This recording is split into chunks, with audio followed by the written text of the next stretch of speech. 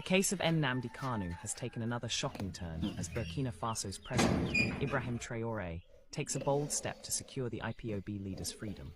Reports indicate that Traoré recently visited Russia, where he held discussions with President Vladimir Putin regarding Kanu's release and the broader issue of self-determination in Africa. During my recent visit to Moscow, I met privately with the President of the Russian Federation. Our discussion went beyond trade and security to address the moral duty of global leaders to defend justice.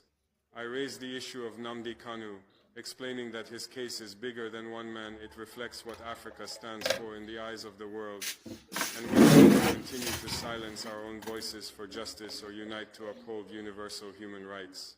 I explained clearly that Nnamdi Kanu's voice has awakened millions. Agree or disagree with his methods, his message resonates with many Africans who feel unheard, unrepresented, and neglected.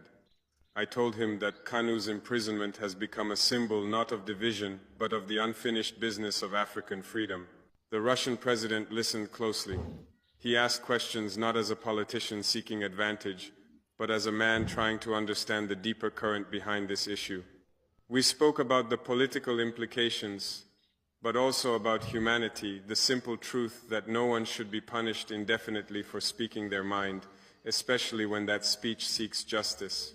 I told him plainly, what happens to Nnamdi Kanu affects the moral balance of Africa. When one voice of freedom is silenced, every other voice grows weaker. And when one African is unjustly caged, the rest of us remain partly enslaved. He nodded and responded thoughtfully. He said, Africa deserves to breathe freely. It deserves leaders who protect its conscience, not imprison it.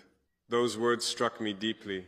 I urged him to use his country's diplomatic weight to open channels of conversation, not confrontation with the Nigerian government. I made it clear that the goal is not interference but mediation, not pressure but peace.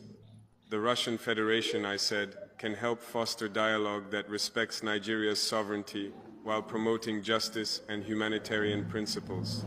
He agreed that lasting peace is built not by suppressing truth but by confronting it. He said Russia would be open to facilitating talks that encourage a peaceful and fair resolution, and to standing with African nations that seek equity rather than exploitation. We both understood that Africa's struggles are not isolated.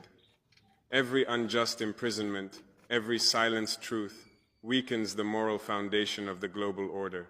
The same world that speaks loudly of democracy must also listen when Africans demand it in their own way. As I left Moscow, I carried with me a renewed belief that justice can still prevail, not through force, but through cooperation and moral courage. The